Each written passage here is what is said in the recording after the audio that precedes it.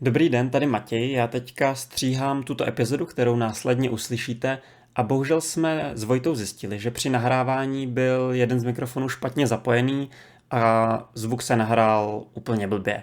Přišlo nám ale škoda to celé nevydat a smazat, takže v postprodukci jsem teďka udělal, co se dalo, a ten zvuk nějak vylepšil do relativně dobré podoby. I tak se vám ale omlouváme za lehce zhoršenou kvalitu zvuku u této epizody, kterou si už teď můžete poslechnout. Dobrý den, vítáme vás u podcastu Vademekum historie a od mikrofonu vás zdraví Matěj Řezáč. A také Vojtěch Beníšek, dobrý den. Děkujeme všem našim předplatitelům na herohero.co/Vademekum, kde naleznete všechny epizody v plné délce. A také ještě děkujeme Magenta Experience Center za poskytnutí tady nahrávacích prostorů. Nebo Vojto, teďka se to změnilo, jak se ti... Jak vidíte, kdo nás nejenom poslouchá, ale i jako sleduje video, tak nevím, máme tady televizi. Máme tu televizi, ještě teda nějak úplně nefunguje, ale Tam bychom pak mohli dát naše logo případně. Tak. No, tak uvidíme, každopádně prostory jsou změněné. Kamera je provizorní. Kamera je provizorní, snad to bude hezky fungovat, i když je to takové zajímavé. Já jsem ještě jenom chtěl dodat, Matěj, že jsem si všiml, přátelé, že někteří z vás už začali psát třeba různé návrhy na témata a epizody na Instagramu do komentářů. Takže určitě chci vyzvat jako všechny, ať už nás posloucháte nebo sledujete na jakékoliv platformě, tak učiňte, klidně nám opravdu pište, co byste rádi prostě si poslechli, jaká témata byste chtěli probrat, co třeba nebylo jasné, i třeba si pamatujete ze školních let a nebylo to úplně jasné, nebo co vás naopak bavilo. Takže určitě to vítáme a přizpůsobíme se tomu, že bychom nějaké třeba z dalších epizod se pak mohli tomu vašemu tématu věnovat. Přesně, jak jsi to Vojto řekl, tak připravujeme teďka zase nová témata, takže pokud máte něco, co vás zajímá, láká, napište to na Apple Podcasty, na Spotify, kdekoliv, kde posloucháte. A Sledujeme to všechno. A Vojto, dneska to bude takové zase speciální. Vždycky to máme speciální, tentokrát bych to nazval letní speciál. Je to takový letní speciál, no. Ty jsi byl teďka minulý týden v Cambridge a navštívil si tam jednu pěknou, zajímavou památku, výstavu. Je to tak. Od té se to dneska všechno odpíchne, tak kde jsi byl, jak se ti tam líbil? Já jsem byl minulý týden v Cambridge a teda Cambridge to se mi moc nelíbilo. Ještě jak bylo léto a je to univerzitní město, tak jako tam opravdu vlastně nebylo... Není tam co dělat. Trošku chcípnul pes, no, když to řeknu na rovinu. A těch památek tam ani není tolik, samý jako jenom college, ale jako památky extra nic moc. Tak jsem se vydal do nedalekého městečka Ely, psáno jako Elis, Y. A to je vtipné, že jak je opravdu rozdílná ta jakoby síť církevní a ta politická, protože politický Cambridge přes 100 000 obyvatel je naprosto jakoby tím lídrem toho okrsku a Ely má jenom 20 000 obyvatel, ale církevně v Ely sídlí biskup, takže jakoby z Ely je to důležitější vlastně místo. No a právě kromě té krásné katedrály, která v Ely je, to opravdu doporučuji každému, kdo by když tak tady v této oblasti Anglie byl, tak ať tam zajede. Ale kromě Ely tam je i právě dům Olivera Cromwella, kde on prožil vlastně většinu toho svého jako té nejdůležitější části života, než se poté přestěhoval do Londýna. A měli tam krásnou opravdu expozici, výstavu a moc se mi to líbilo a ta právě poslouží jako taková inspirace a základ pro tuhle epizodu, protože jak jsem to viděl, tak jsem ti hned psal, Matěj, je tady opravdu tak skvělá výstava, musíme další epizodu hned, prostě všechny plány jdou stranou, musíme hned dát díl o Oliveru Cromwellovi. No a ten Cromwell, jako pro mě třeba Cromwell, tak já jsem to jméno slyšel jenom jednou, když jsem jako malej hrál World of Tanks. Já jsem věděl, že to řekneš. Jeden britský byl pojmenovaný Cromwell a to je jakoby celá moje znalost. Ale je to super, protože nejsi jediný. Jeden kamarád se právě ptal, co pro mě další jako díl, já jsem řekl Cromwell a on po tom tanku, takže jako opravdu je to super, že i to budeme moct rozebrat vlastně i ten jeho takový druhý až třetí život do současnosti toho Cromwella. A asi největší taková zajímavost teda, člověk, který vlastně nesnášel v podstatě krále a nechal ho popravit, se posléze sám stal, sice ne teda s titulem krále, ale posléze se sám stal mocnější možná ještě než král Anglie.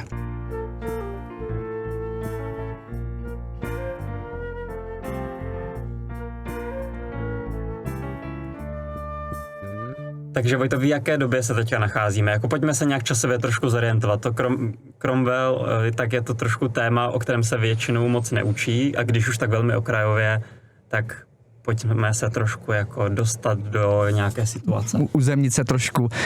Hele, tak pohybujeme se v 17. století, kdybychom to měli připodobnit jako nějak k Čechám, tak je to v době, kdy vlastně tady máme to napětí 30leté války, takže období 30 let. Druhé stavovské povstání. Přesně tak. Na Pražském hradě. a následně ta 30letá válka, bitva na Bílé hoře a podobně. Přesně tak. Oliver Cromwell se narodí v roce 1599 a zemře, myslím, 1660, pokud si to pamatuju přesně, nebo 1659, teď mě nebyl za slovo, ale vidíme ten jeho život, že opravdu to je u nás ta 30letá válka. A takže to je to napětí. A kdybychom měli vůbec porovnat třeba jakoby Anglii tehdejší a tu českou korunu naší, tak třeba počtem obyvatel je to velmi podobné číslo, takže v podstatě jako velikostně stejná země, co se týče obyvatelstva. No a jaký u nás máme ty různé náboženské proudy a různé náboženské problémy. Tam už to protestantství docela jako žije, tam už se to rozjelo, je to tak, protože Anglie vlastně, vždycky, když se učí ve škole o reformaci, tak Anglie se udává jako první, ale ta jejich reformace je taková jako trošku jiná v tom, že tam nepřichází nějak jako extra jako teologicky jinak nebo liturgicky jinak, ale tam jde spíš politicky. Jestli něco říká Jindřich VIII a jeho 6 manželek, které nechal některé popravit, tak tam se přesně říká, že když se chtěl vlastně rozvést s tou první, tak katolická církev nic jako rozvod nezná, jenom rozluku manželství, kdy musíš prostě dodat ty důvody, jako třeba, že to je nějaká tvoje příbuzná a tak dále. Tak když to papež nechtěl Jindřichovi VIII. Anglickému králi v 15. století vlastně, 16. století povolit, tak si prostě Jindřich založil vlastní církev, anglikánskou církev, kterou máme dodnes, ve které právě je hlavou král nebo královna, prostě panovník Anglie. Takže takhle nám vznikají teda anglikáni. Zároveň ale to protestantství je tam docela jako roztřištěný. Tam, jaký tam jsou ty jednotlivé linie a do který právě potom spadá právě ten Cromwell. No, tam je to právě opravdu ty skupiny jak u nás, prostě jak máme jednotu bratrskou a ty další jedny skupiny, všechny různé, takhle máme v Anglii, kde teda máte teda zbytky té jakoby katolické církve, pak tady máte ty anglikány, no a zároveň Anglie, to není jenom Anglie, ale samozřejmě je to prostě, týká se to všechno Skotska a Irska a Walesu. Wales je třeba už přímo jako docela začleněn pod tu Anglii v té době, kde se pohybujeme ohledně Cromwella. No a právě Skotsko se připojí tím, že nastoupí skotský královský rod na anglický trůn, tady tím se nám propojí vlastně obě dvě tyhle ty země. Takže když to vezmeme takhle celý komplexně, tak nejenom, že tady máme nějaké zbytky katolíků, anglikánskou církev v Anglii, ale třeba ve Skotsku máme presbyteriány, což je vlastně druh takových, řekněme taky jakoby reformace, kdy oni naprosto ruší tu síť biskupů, nějakou jakoby centrální síť, by biskup prostě rozhodoval na ty až do té nejnižší fary.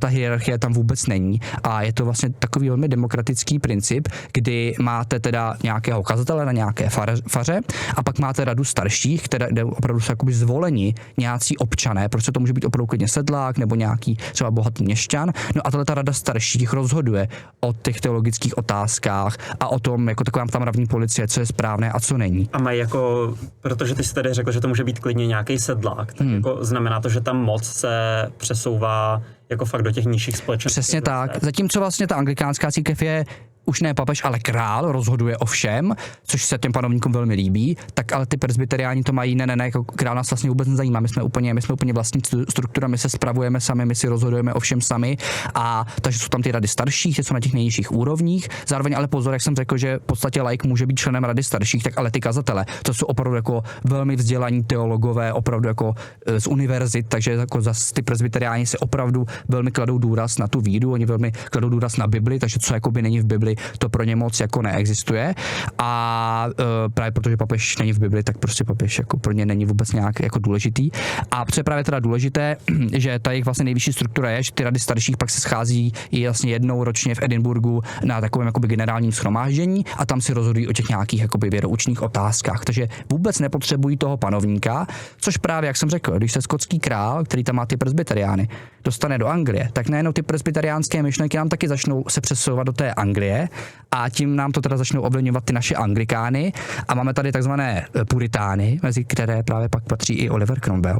A ty puritáni, od slova jako purifikovat. Jsou takový ty asi nejvíc radikální, ne? Purifikovat jako očistit. Oni berou, že ta anglikánská církev ještě má tu síť biskupů, ještě jako furt tam má toho panovníka v čele. To je potřeba odstranit, očistit tu anglikánskou církev od těch jako z katolických zbytků a udělat z toho právě něco, jako třeba mají ty presbyteriáni, takže úplně jako pryč od toho katolicismu, hezky jakoby k tomu protestantství. Jednoduše řešeno. Takže ty puritáni, ty jsou opravdu jako velmi radikální, to je vlastně myšlení převzaté z kalvinismu, ještě ty presbyteriáni, takže opravdu ta nejtvrdší forma v podstatě té reformace, kdy uznáváte jenom to, co je v Bibli, takže oni třeba jako zakazují veškeré ty různé svátky a tak dále, prostě co není v Bibli, to jako neplatí. což potom trošku jako předbíháme, ale potom třeba i Cromwell a s ním spojené zákaz Vánoc. Ano, přesně tak. Vánoce to bylo několika týdny jenom obžerství a pití, to prostě správný. Takže už a pramení to právě už tady z tohohle učení. Přesně tak, přesně tak. Dobře, tak to jsme si řekli Skotsko, teďka jsme se přesunuli do Anglie.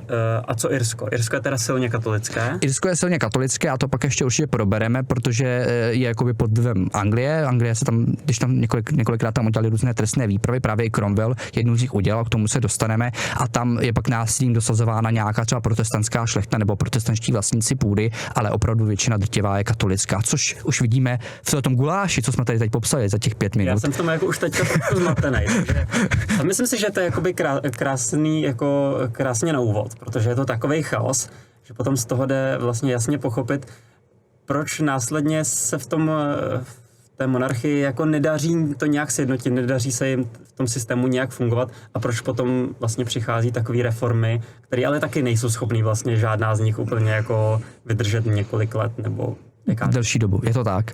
Takže teď se na to zkusme podívat obecně, jak teda ty Stuartovci dospěli postupně k té občanské válce. Ty jsi to teďka, Vojto, pojmenoval Stuartovci. Tak kdo nám teda teďka vládne? Jsme na začátku 17. století. Kdo tomu šéfuje? Takže rod Stuartovců, jak jsem řekl, pochází ze Skotska, tam obecně i ten název Stuart, to je vlastně z jejich pozice po staletí už předtím jako psáno Steward s dvojitým V. Dneska nám to slovo Steward ještě zůstalo třeba, když máte letušku a stevarda, ale tehdy to byl opravdu, ten titul byl jako mocný správce ve Skotsku, třeba správce dvora, správce majetku a právě ten rod zastával často tuto funkci, proto jakoby anglická výslovnost nebo skotský dialekt Stuart, tedy psáno Stuart a od toho teda má ten rod i svoje pojmenování a pro nás teda důležitý potom Jakub VI, tedy jako anglický James, Jakub VI Stuart, když se teda stane po smrti Alžběty první, panenská královna, docela taky známá, má i vlastně filmy, tak ta teda zemře bez dětí a tím nastupuje teda vlastně jejich nejbližší příbuzná linie, což jsou právě Stuartovci, takže ze Skotska se najednou přesouvají i do Londýna a vládnou i Anglii, čím teda se obě ty země spojí personálně skrze osobu toho panovníka. No a ten jeho nástup na trůn a celkově potom vládnutí, v jakým se nese duchu? Ty problémy, ty náboženské, jak jsme řekli, on už vlastně nesnášel ten presbyteriánský systém ve Skotsku, protože je proti němu a teď najednou v Anglii měl vlastně tady začínal mít ty puritány, což je to stejné, takže opravdu měl velké vlastně problémy, snažil se nějakým způsobem vlastně donutit nebo se s nimi nějakým způsobem dohodnout, ale to se mu úplně nepodařilo. Pronesl i takovou slavnou větu, která se mu připisuje, že no bishop, no king, jakože když mu zruší ty biskupy tedy, tak nebude ani žádná královská autorita, takže prostě ne. Takže odmítal tohle vlastně nějakým způsobem jako vyřešit ten problém. Zároveň zdědil už po Alžbětě první velké dluhy, které nějak extra nevyřešil, takže obří vlastně zadluženou zemi předal svému nástupci a už sám on vyznával to, že prostě ten král má mít to boží právo vládnout a vy mi tady do toho nemáte co povídat. Ale zároveň ten parlament tam v té době pořád funguje, ne? Jak potom je různý rozpouštění parlamentu a vládnutí bez parlamentu, tak to tady ještě není za toho Jakuba, ne?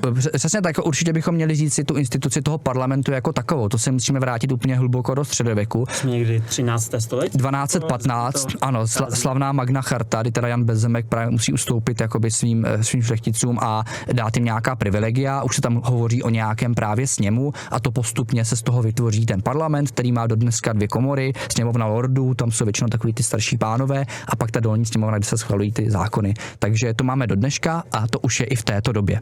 No a jak ten parlament možná, jakoby, ty jsi to tady naznačil, nějaký jako 2 části toho parlamentu, ale potom kdo do něj třeba může volit, nebo kdo jsou tam ty členové, kteří se tam dostávají a jaké jsou ty pravomoci toho parlamentu?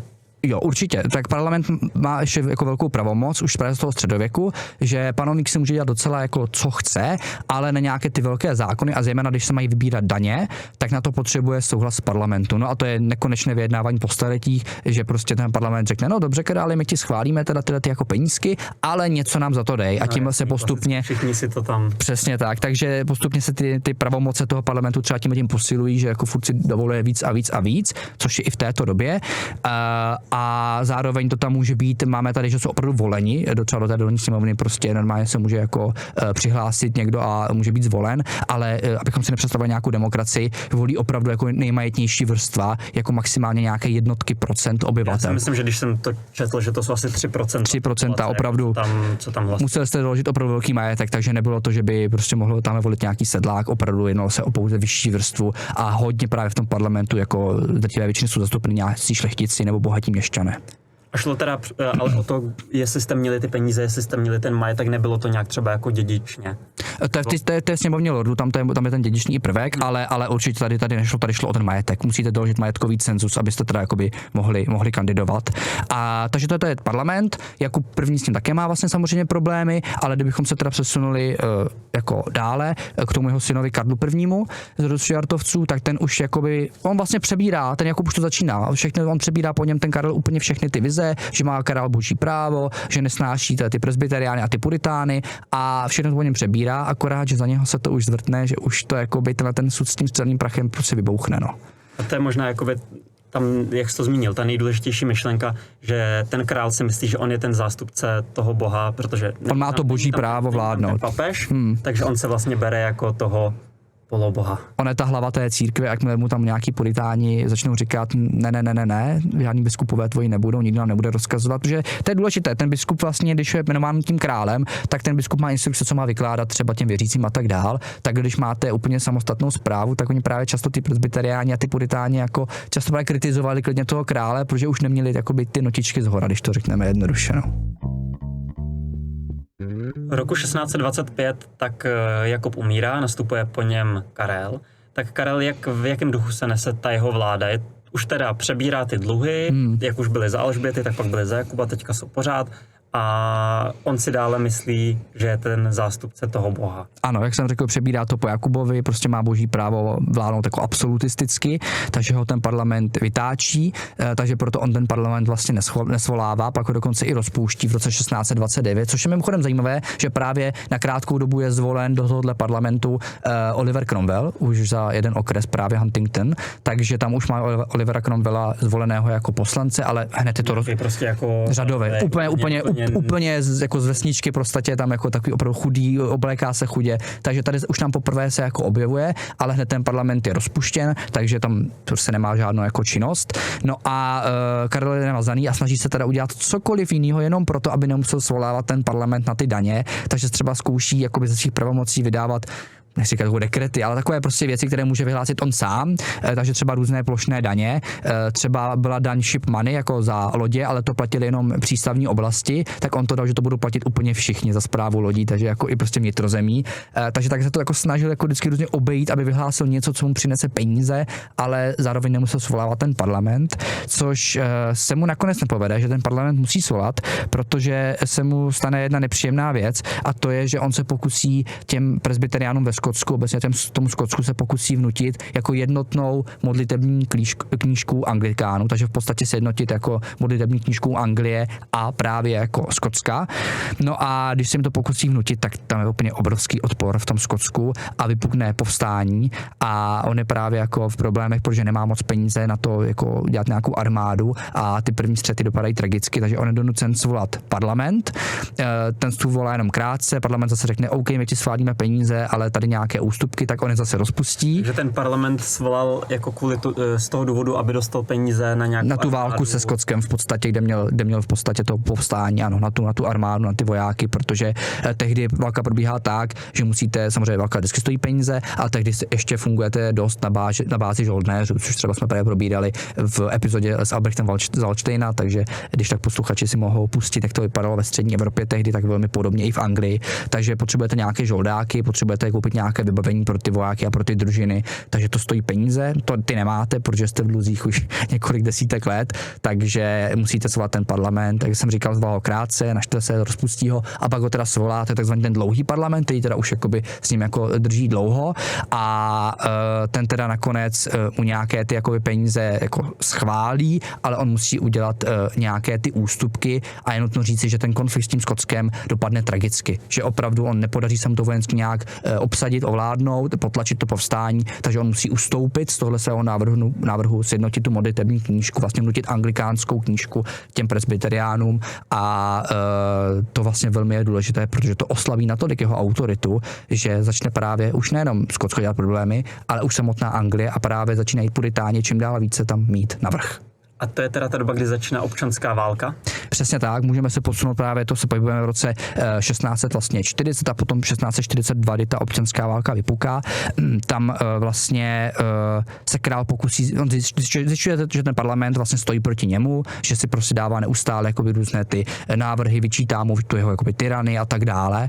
A tak on 4. ledna 1642 vtrhne z vojáky do parlamentu a vlastně chce zatknout 5 hlavních vůdců takových těch puritánských, jakoby té jeho opozice. Ale když tam přijde, tak ten jeho plán právě byl vyzrazen, takže když tam přijde, tak už tam nikdo z těch 5 vlastně poslanců nesedí.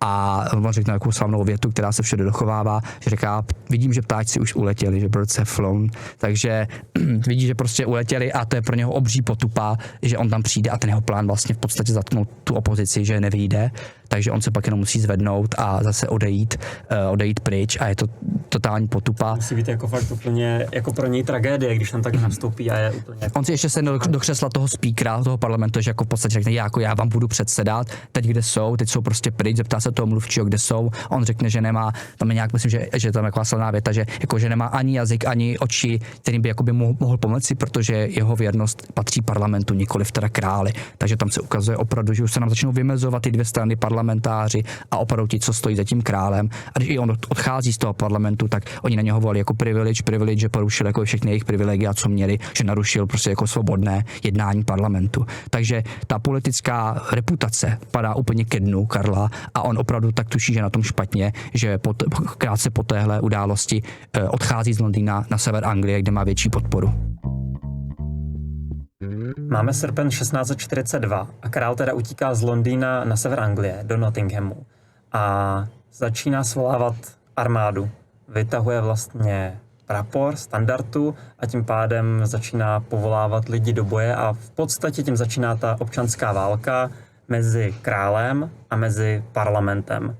A co mezi tím ale, když se jako teďka od tady toho všeho posuneme, co mezi tím dělá ten náš Oliver Cromwell, jak on jako vyrůstá za tady těch 2 panovníků, nejdřív za Jakuba, potom za Karla, protože z čeho on vychází? Takže on, jak jsem řekl, narodil se vlastně už v roce 1599 v Huntingtonu, což je právě jako kousek od Cambridge, taková jako, nechci říkat vesnice, ale prostě menší obec a on vlastně vyrůstá v chudém prostředí, je to sice šlechtic. Není to jako žádnej nějaký bohatý šlechtic?